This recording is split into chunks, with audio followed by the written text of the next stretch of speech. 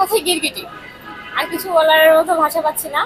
তার কারণ হচ্ছে যে আমরা একটা সময় দেখতাম এই ফ্যাসিস্ট সরকারের সে দোসর হওয়ার আগে তার একটা ফেসবুকে একটা অ্যাক্টিভিটিস ছিল একরকম, সে খুবই আচ্ছা ব্যারিস্টার সুমনের কথাই বলছি। তো ওনার অ্যাক্টিভিটিস একরকম ছিল। উনি হচ্ছে দেখতাম যে হ্যাঁ উনি খুব সমাজসেবামূলক কাজ কাম করতেছেন, বা এরকম হইতে পারে যে মানুষের চোখে আই ওয়াশ করার মতো অনেক কাজ করছেন। কিন্তু আসলে তার অ্যাক্টিভিজম যখন ছিল তখন অনেক ভালো ছিল, এটা আমরা কখনোই ইয়ে করবো না। আমরা অবশ্যই অ্যাপ্রিসিয়েট করি যে তার সে যখন এই কাজগুলো করছে আওয়ামী লীগের দোষর হওয়ার আগে পর্যন্ত, এগুলো আসলে প্রশংসাযোগ্য। কিন্তু দেন উনি পরবর্তীতে হলো কি যে উনি যখন আওয়ামী লীগের আদলে এসে নিজের সেই পার্সপেক্টিভের জায়গা থেকে সরে আসছেন, তিনি আওয়ামী লীগ বাদী কথাবার্তা বা দর্শকদের মতো চিন্তা ভাবনা বা তাদের মতো অ্যাক্টিভিজম করা শুরু করছেন।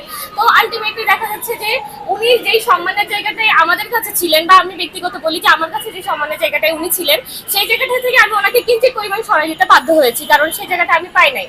তো দেন তারপরে কি হইলো যে একটা এখন উনি যেই ইয়াতে আছেন, উনি যেহেতু নিজেকে স্যালেন্ডার করছে, এটা উনি বাধ্যতা মানে নিজে করছেন, কারণ এটা উনি বাধ্য হয়েছে। তার কারণ হচ্ছে যে যদি উনি স্যালেন্ডার না করতেন, ওনার নামে যেহেতু কেস আছে, তার মানে ওনাকে পুলিশ ধরতো। আজ না হোক কাল, কাল না হোক পরশু, পূর্ণ কোনোদিন সে ধরা পড়তো।